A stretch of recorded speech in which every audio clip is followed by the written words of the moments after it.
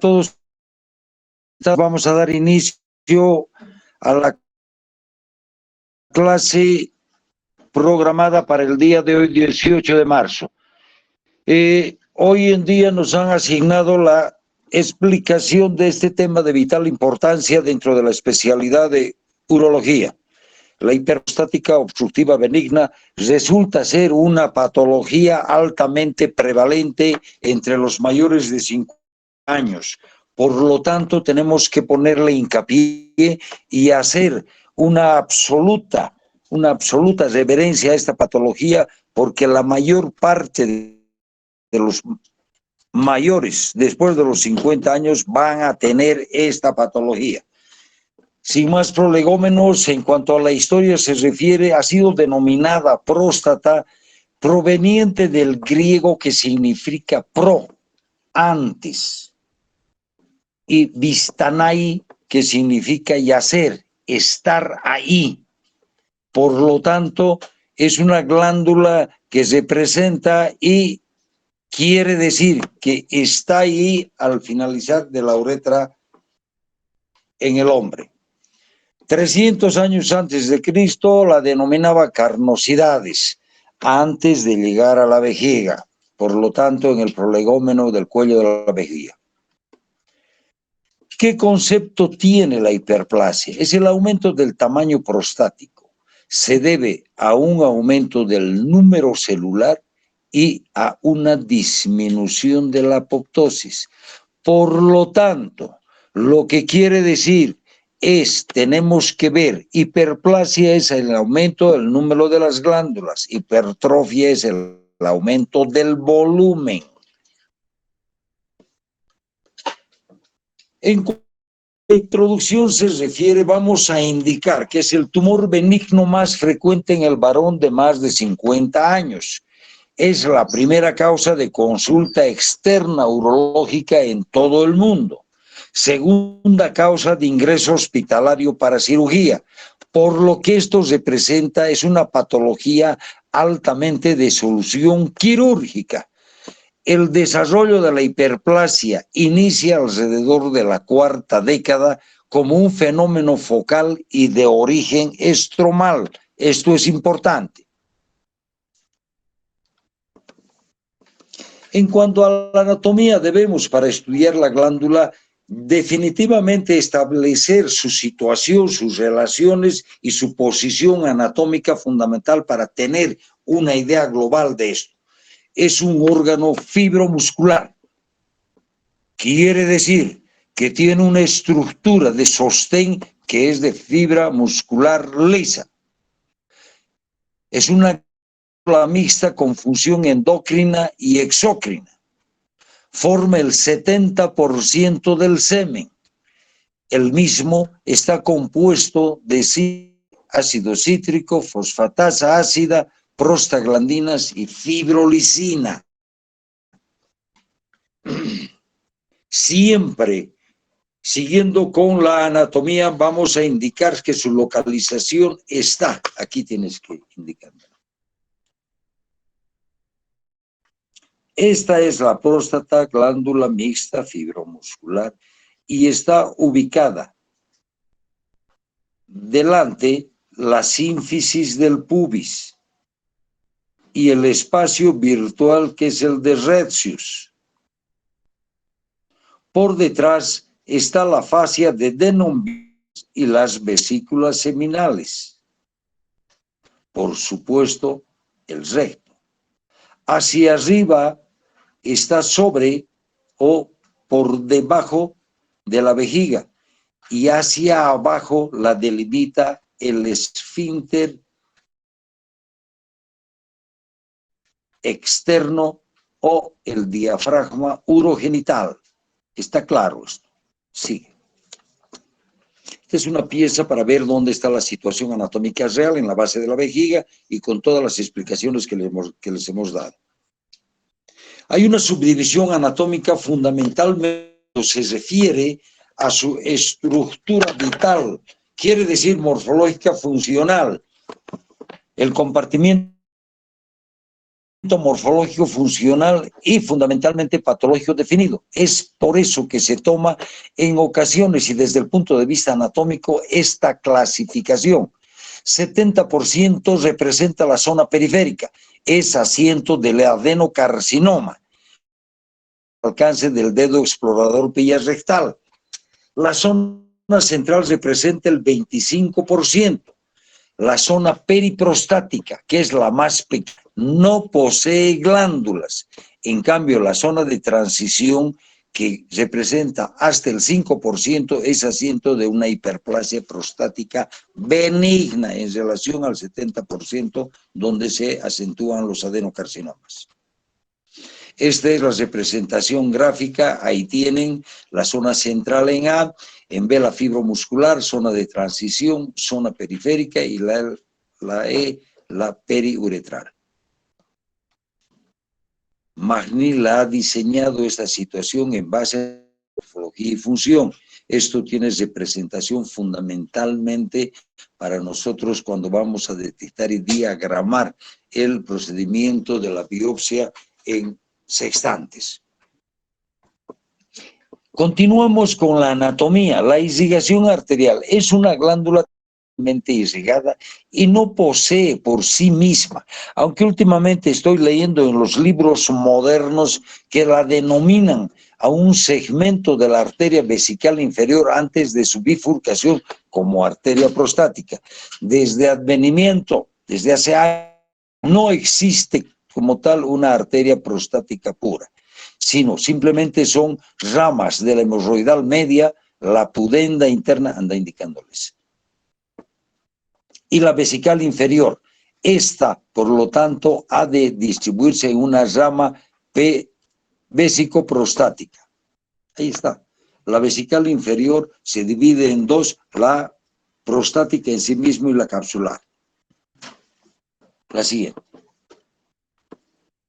La irrigación venosa, indudablemente, el drenaje venoso ha de estar dado por la hemorroidal media, la pudenda interna, y lógicamente todas van a ir a desembocar a la... ¿Dónde? Igualmente a la vesical inferior, y esta va a drenar a la vena dorsal, y la vena dorsal del pene va a dedicar a la ilíaca interna. El drenaje venoso de similar situación que lo que acabamos de decirle. Hay un plexo periprostático constituido por las mismas venas que las arterias. Hemorroidal media, vesical inferior, pudenda interna. Todas desembocan en la hipogástrica, en la vena dorsal profunda. Los ganglios no los voy a amar mucho porque esto tiene vital importancia para nosotros. Y como en los... tenemos residentes en formación, para ellos es de vital importancia. Cuando se va a operar una prostatectomía radical, lo primero que la primera estación es los ganglios obturadores. Si esto es positivo, ahí termina la cirugía. Ya después se van a ir a las ilíacas internas, a la cadena presacra y a la cadena ilíaca externa. La siguiente. La inervación tan complicada que lo vamos a dejar a imaginación suya. En cuanto a la epidemiología, tiene una prevalencia del 50% en varones mayores de 50-60 y prácticamente es universal en todos los hombres mayores de 80 años. Esta que requiere gran demanda de recursos económicos en los seguros de salud, implica una serie de aditamentos para la atención pronta y prematura, que generalmente en un 80% termina en cirugía. La edad, la incidencia aumenta con la edad. Se dice que para tener próstata hay que tener edad y testosterona. La epidemiología. En la raza tiene menor incidencia de presentación y es más tardía en los asiáticos, depende mucho o atribuyen a la dieta. La mayor incidencia se ve en la sociedad occidental que consume ingentes cantidades de leche y derivados por el alto contenido de calcio, y la menor incidencia quienes consumen soya. ¿Por qué? Porque este vegetal incluye fitoestrógenos y betacarotenos, que son antiandrogénicos. El té verde, los fenoles igual disminuyen la incidencia. El estilo de vida, mayor incidencia en grupos sociales altos. ¿Por qué? Por la ingesta de ingentes cantidades de alimentación que contienen colesterol. El colesterol, muy bien saben que es el punto de partida para la síntesis de la testosterona. Al haber mayor colesterol, también la síntesis disminuye.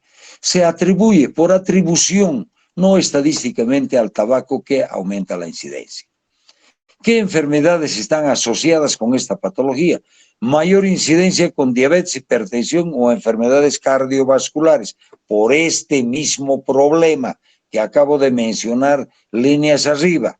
Y disminuye la incidencia en la cirrosis, lógicamente, porque hay menos estrógenos que se sintetizan en un hígado, menos testosterona que se sintetiza en el hígado enfermo. Por lo tanto, aumenta en contraposición los estrógenos. ¿A qué se atribuye la patogenia de esta patología? Hoy en día están 5 teorías. La primera es la hipótesis de la dihidrotestosterona y edad. Aumenta el nivel mayor de 40 años. Por lo tanto, es una secuencia que se atribuye. La segunda teoría es el desequilibrio estrógeno-testosterona. Es la conversión de estrógenos en testosterona con la edad. La tercera es la interacción epitelio-estroma. Es pérdida del control de la proliferación celular. Y por lo tanto la cuarta se sobrepone a esto porque hay una reducción de la apoptosis. Muy bien saben que la apoptosis es la muerte celular programada. La que mayor interés hoy por hoy se le está dando es a la quinta teoría, que es la teoría de las células madres. En los estudios histopatológicos de cadáver se ha encontrado que las células madres tienen un incremento anormal en el epitelio basal de las glándulas. Más o menos, para ver lo que les hemos dicho desde un principio, la testosterona ha de definitivamente hacer su acción en las células estromales. En la célula estromal normal ha de tener directa relación con el factor de crecimiento endotelial. Eso es la normalidad. En cambio, para que esto actúe, se necesita la síntesis de dihidrotestosterona a partir de la enzima 5-alfa-reductasa. Por lo tanto, como hay un metabolito activo, indudablemente ha de estimular el factor de crecimiento y el equilibrio permanece. Ahora, sigue. Ahora, cuando hay una proliferación celular exagerada, siempre por estímulo de la 5-dihidrotestosterona, lógicamente, aparte del factor de crecimiento endotelial, ha de producirse el equilibrio respectivo, porque está en consonancia con la muerte celular programada. En cambio, en la producción aumentada de 5-dihidrotestosterona, lógicamente va a haber una proliferación celular aumentada y se produce el desequilibrio y el resultado es una hiperplasia prostática, un crecimiento anormal de la glándula. Más o menos para tener una idea somera de lo que significa, esto es una vejiga y una próstata normal, y esto es lo que pasa cuando hay una hiperplasia prostática desmesurada. Notarán que el lumen de la uretra prostática prácticamente ha desaparecido cuando hay compresión extrínseca a través de la glándula en proliferación masiva. ¿Qué anatomía patológica representa eso? Histológicamente se distinguen 5 grupos: el estromal, el muscular, el fibromuscular, el fibroadenomatoso, mioadenomatoso. ¿Qué sintomatología produce esta patología? Hay síntomas predominantemente obstructivos y predominantemente irritativos. Entre los obstructivos está la disminución de la fuerza y el calibre del chorro, retardo en el inicio, goteo terminal, vaciamiento incompleto y micción intermitente. También se la denomina a este grupo de síntomas obstructivos o de vaciamiento.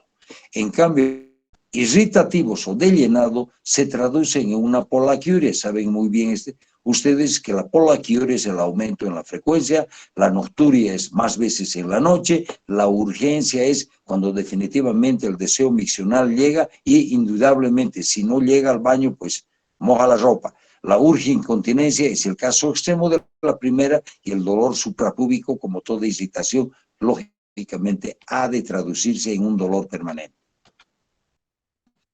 También estamos con síntomas, valora los síntomas, el IPS. ¿Qué es el IPS? Es un sistema internacional de sintomatología urinaria. Una encuesta validada, tiene 7 preguntas que valen de 0 al 5. La leve es hasta 8, la moderada de 8 a 19 y la severa más de 19. La octava pregunta evalúa la calidad de vida, más o menos si llega hasta 4 es severa. Necesario y fundamental un nivel sociocultural mediano o alto, porque son preguntas que no podemos hacer en nuestro medio demasiado a los pacientes porque no tienen idea. Comprenderán que nosotros nos desenvolvemos en el Hospital Clínico Viedma, donde la situación es claramente la gente de rural, por lo tanto, casi nosotros de rutina no la utilizamos. Ahí vienen la representación y los alumnos que están rotando con nosotros les vamos a proporcionar una cartilla para que tengan idea de todo esto y lo lean con calma. Hay preguntas bastante engorrosas. En cambio, en la sintomatología de la hiperplasia se la denominan 3 círculos y la superposición de estos nos van a dar 2 o 3 espacios que representan o nos dan o se traducen y nos dan una idea sobre qué paciente estamos conversando. La zona A, obstrucción más crecimiento, no tiene síntomas, es subsidiario de tratamiento médico. En cambio, la zona B, crecimiento más síntomas sin obstrucción, resulta ser raro. La zona C, hay síntomas, más obstrucción, pero sin crecimiento. Esto se debe a una estenosis o una esclerosis de cuello o a otra causa de obstrucción, pero es patológico. En cambio, la zona D, hay síntomas, más obstrucción, más crecimiento. Indudablemente, el tratamiento médico quirúrgico es el imperante. ¿Qué diagnóstico y cómo vamos a llegar al diagnóstico de una hiperplasia prostática? Indudablemente, la realización de la historia clínica es fundamental y se hace mucho hincapié en la anamnesis. ¿Cuántas veces orina en el día? ¿Cuántas en la noche? Hay dubitación, hay retardo, goteo terminal y todo lo que les hemos acabado de mencionar en los síntomas de almacenamiento obstructivos o de llenamiento o irritativos. El examen físico resulta ser fundamental y se termina con un tacto rectal donde debe mencionarse al paciente lo que uno le va a hacer para que no sea traumático. Indudablemente, por razones obvias, ustedes comprenderán que definitivamente a nadie le gusta ser explorado a través de la vía rectal. ¿Qué signos vamos a tener? Los signos fundamentalmente en la hiperplasia prostática se debe al globo vesical. La presencia de una vejiga llena de orín cuando es crónica y en la retención aguda es pequeña y dolorosa. En cambio, como ven en las imágenes, es indoloro y voluminoso en una retención crónica. Volvemos al tacto rectal, que es de vital importancia en la red. Normal y habitualmente debe hacerse en una posición cómoda al paciente, muy bien lubricado el guante y el dedo explorador, donde uno va a ir a buscar una glándula de más o menos de tamaño normal. ¿Cómo se mide el tamaño de la glándula a través de un tacto rectal? Cada través de dedo que uno explora es 10 gramos, más o menos. Si uno va desde el costado izquierdo hasta el derecho, a través del surco medio, ha de darse cuenta cuántos dedos es aproximadamente. 4, 40 gramos, 5, más o menos. La glándula debe ser lisa, indolora, de bordes netos, es elástica, bilobulada, lo que les decía, y el tamaño es lo que acabo de explicarles, que uno va a medir cada través de dedo 10 gramos de glándula. La posición, las que prefieran ustedes, esto ha de depender fundamentalmente de la comodidad de dónde están viendo. Si es una situación como en la Nestro, es tremendamente incómodo hacer una exploración cómoda por lo incómodo que resulta y porque no tenemos un ambiente adecuado a todo esto. Generalmente el esquema inferior de la izquierda hace que nosotros tengamos que optar esta posición porque resulta ser más cómoda para el paciente. Aquí tal vez le falta la separación un poquito de ambas piernas. Ponerles un lateral derecho, un lateral izquierdo y una posición genupectoral resulta tremendamente incómodo para el paciente. Pero está descrito.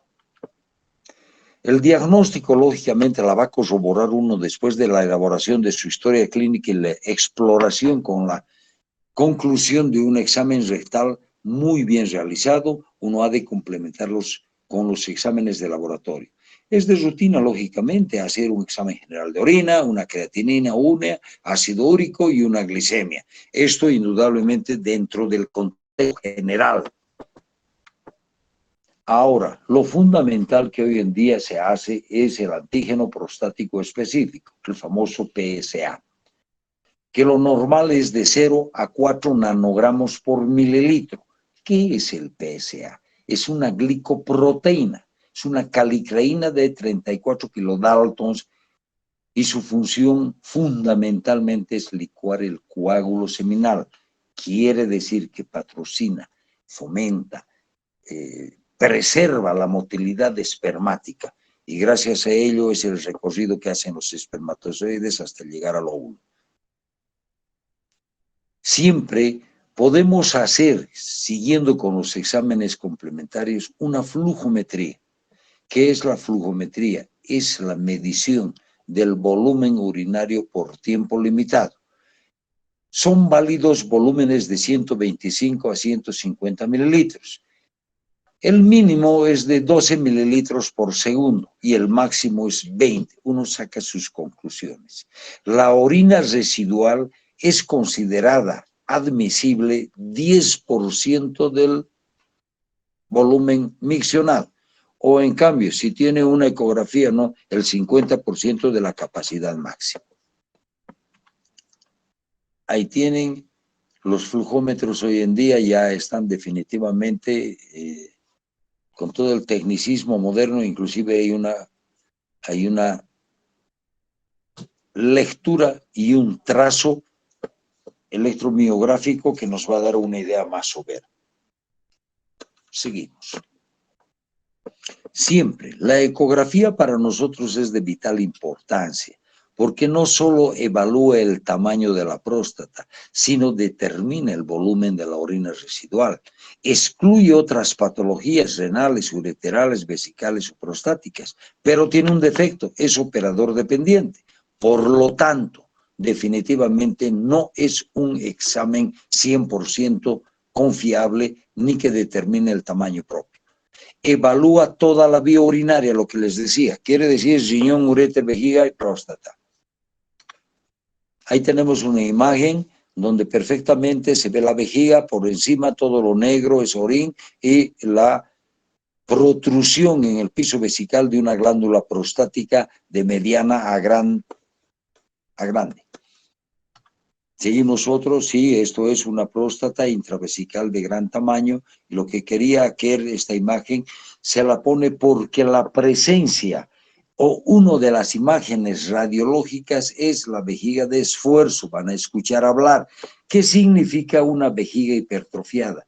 No se olviden, en anatomía han llevado las capas musculares de la vejiga. Por lo tanto, la capa interna, que es circular, ha de protruir y se ha de volver en divertículos verdaderos para vencer el obstáculo distal que significa la uretra prostática. Igualmente, ahí tienen el surco medio y nos está indicando definitivamente la flecha. Es por allá por donde se orina.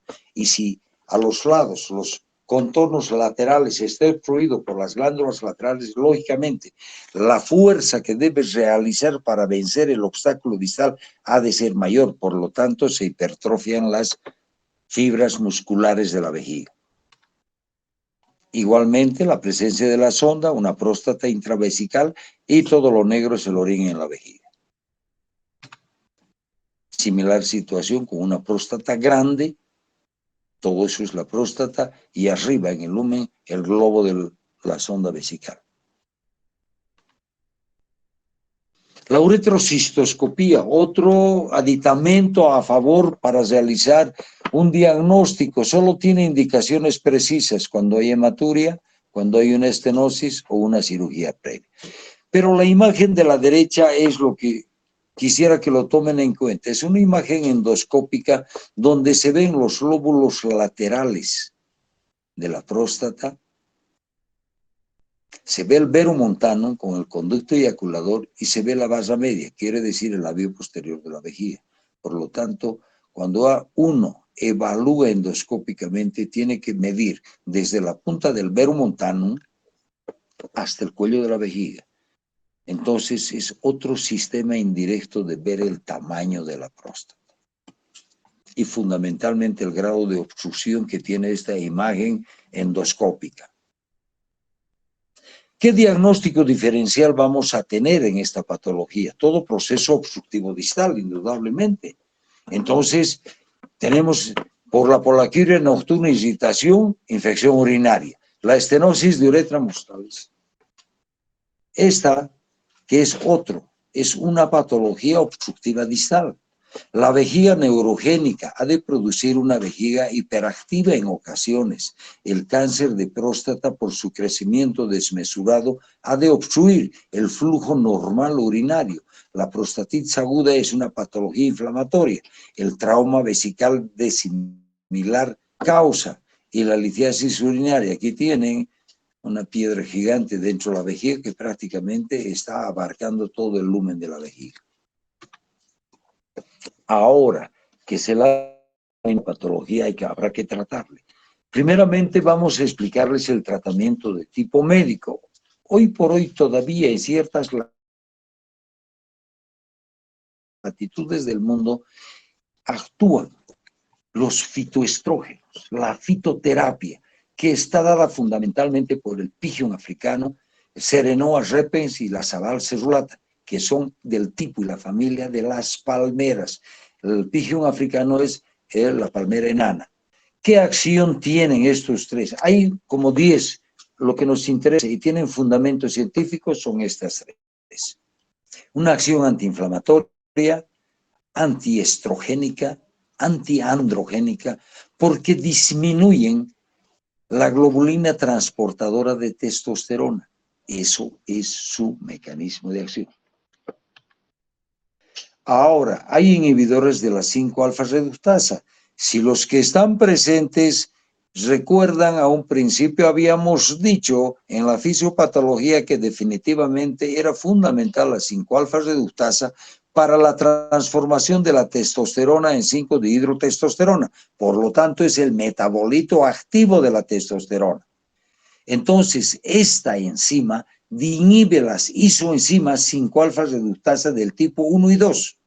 Y entre estas están el finasteride, que tiene efecto bloqueante del tipo 2, y el dutasteride, efecto sobre los bloqueadores 1-2. La silodosina, que todavía no tenemos en el medio. Los alfa bloqueantes, hoy por hoy definitivamente es el arma fundamental para la hiperplasia. Son antagonistas selectivos del receptor alfa 1. Los de acción corta son el prazosina y el alfusosina. Los de acción prolongada, la terazosina y la doxazosina. Y el fundamental, el selectivo alfa 1, es la tamsulosina. Es lo que hoy por hoy es el arma fundamental para el tratamiento médico de la hiperplasia. Todos estos medicamentos que les acabo de mencionar en la antigüedad se utilizaban para la hipertensión arterial, por lo tanto tienen una acción de relajamiento de la musculatura lisa. Y si la próstata está con musculatura lisa, pues la relaja y aumenta y ayuda al flujo urinario. También, hoy por hoy, tenemos los inhibidores de la enzima fosfodiesterasa 5. Desactiva el óxido nítrico y por lo tanto produce una relajación muscular. Es el principio elemental del sildenafil, del tadalafilo, pero aquí se utiliza más el tadalafilo porque tiene una acción un poquito más prolongada. 5 miligramos diario en combinación con alfa bloqueante, yo creo que va bien la cosa. Dependerá de la edad del paciente para dar esto. Inhibidores de la 5 alfa reductasa, también el dutasteril, tiene un efecto bloqueador 1 y 2. Alfa bloqueantes selectivos alfa 1, vuelvo a repetir, es la tamsulosina. Estos ya son efectos, o sea, tratamientos combinados, que en una cápsula vienen los dos componentes. Los dúos, los plus, en fin, todo esto. También en determinado momento podemos utilizar los antimuscarínicos subtipo del M3, oxibutinina, solifenacina y el mirabegrón. Todos estos medicamentos más se actúan o se utilizan para vejigas hiperactivas.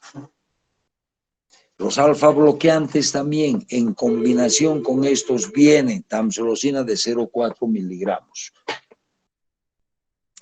Ahora, todo esto, con el correr del tiempo y la preferencia del paciente, podemos hacer un colorario de todo esto y poder mencionar indicaciones quirúrgicas relativas, que es el tamaño de la glándula, que es la sintomatología, la edad del paciente y fundamentalmente la preferencia del paciente. En cambio, las indicaciones absolutas son hematuria, insuficiencia renal, litiasis vesical, retención recurrente o infección y hidronefrosis. Si está destruyendo el riñón, pues no podemos estar de brazos cruzados y no retirar el obstáculo distal que es la próstata. El tratamiento quirúrgico, indicación y técnica depende del tamaño y morfología. En esto quiero hacer hincapié fundamentalmente en el Hospital Viedma. Nosotros tenemos una norma. No se olviden que el hospital es un hospital escuela y donde hay residentes en formación. No le vamos a explicar a un paciente o definitivamente hacer manos en una próstata difícil, problemática, que lo único que va a dar es problemas. Entonces, desde este punto de vista, nosotros tenemos 60 gramos va para resección y más grande para cirugía abierta. Esto, claro, indudablemente hay gente que lo hace los 100 gramos o 120 gramos en resección, pero nosotros no. Tenemos normativa interna porque es un hospital escuela. La resección sigue siendo el gol estándar y definitivo. Prostatectomía retropúbica en similares condiciones hacemos aquí. La prostatectomía transvesical o de Freyer muy esporádicamente dependiendo de las características y la prostatectomía perineal que solo lo menciona o de Young, que ya no está vigente por su complicidad. Es una cirugía muy compleja. Así más o menos para que tengan una idea somera. En la primera diapositiva es una glándula normal, pero con el correr del tiempo y la resección que se la realiza solo 1 hora, va más o menos sacando, pellizcando y termina uno terminando en esta situación más o menos.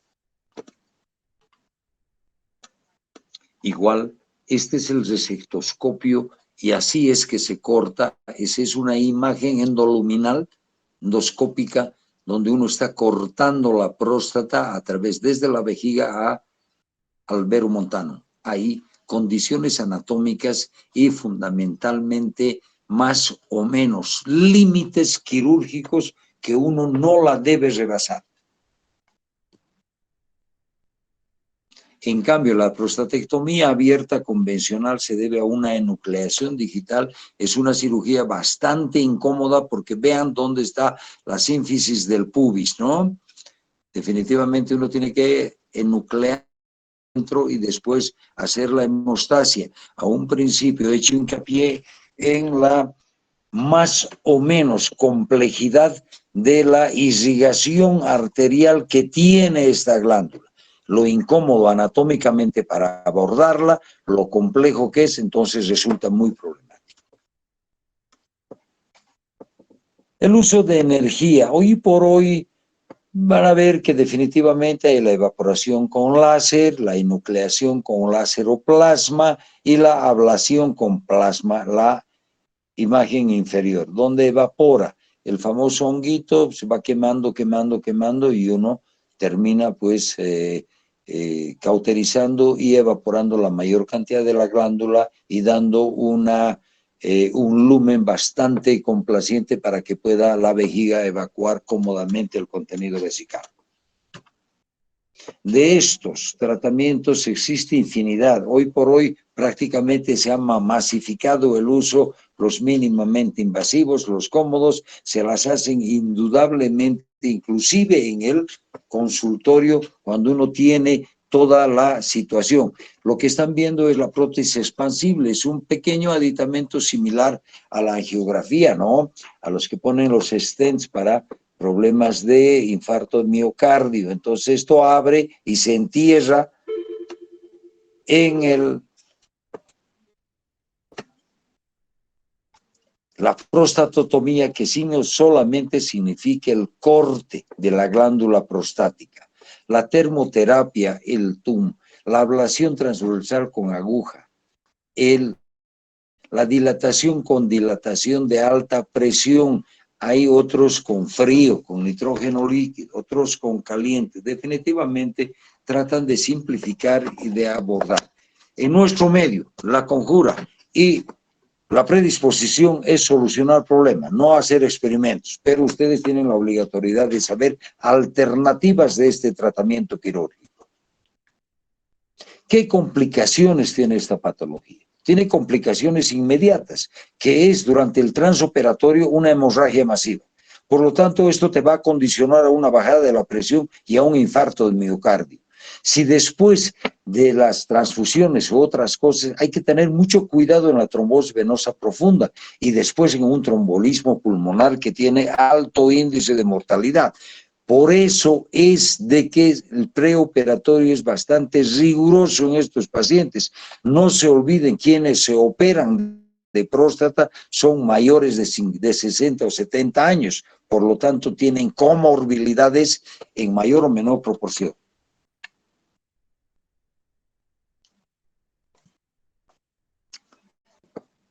Las complicaciones inmediatas están dadas igual. Son pacientes que si no se los moviliza tempranamente, lógicamente están en un ambiente hospitalario y va a entrarles o se van a ganar una neumonía basal o una neumonía intrahospitalaria que resulta ser en ocasiones bastante problemático. En cambio, la epididimitis aguda, si un paciente no ha sido muy bien erradicado su infección preoperatoria, la presencia de la sonda ha de condicionar a una vía retrógrada de infección desde la uretra al epidídimo y ocasionar una epididimitis aguda, que es una complicación tremendamente desagradable y dolorosa para el paciente. En cambio, en las tardías, una vez que ya se ha solucionado el problema, está dado cuando ha habido infortunada una lesión del esfínter externo o estriado del diafragma urogenital, ha de tener un goteo permanente o una incontinencia. La estenosis de uretra que hemos visto por la presencia de la sonda misma y por la demasiada rigurosidad en la fulguración del cuello de la vejiga, ha de dar una esclerosis de cuello, que es una complicación bastante frecuente. Bueno, hemos tratado de abordar lo principal en lo que se refiere a esta patología. Ahora las preguntas.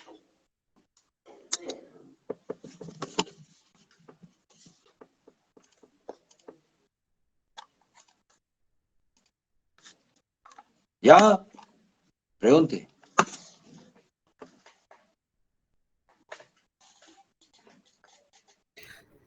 Creo que no hay preguntas, doctor.